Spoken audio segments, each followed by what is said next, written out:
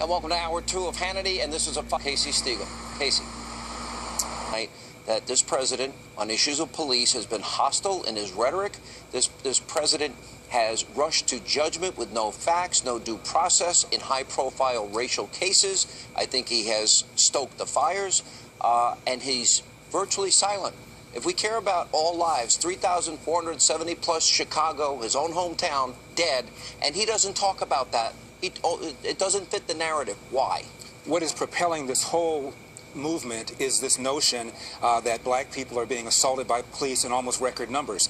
The facts say otherwise. In the last 45 Explain years, this to Geraldo. In the last 45 years, according to the CDC, the cop shootings against blacks have declined 75%. While cop shootings against whites have pretty much flatlined. According to the Washington Post, not Fox News, Washington Post, 965 people were killed last year by the cops. Less than 4% were white cops killing unarmed black men.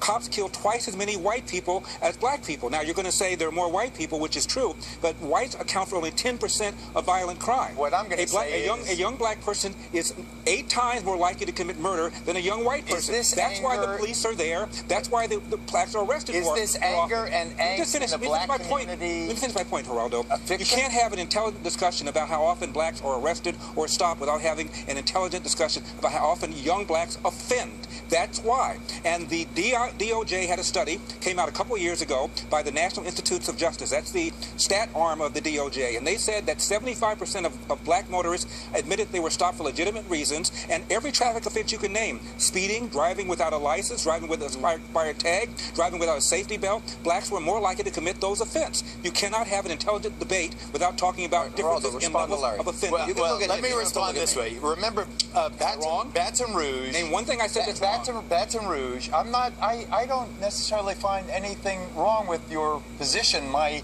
Not a position, those are facts. My question to you is all of this anguish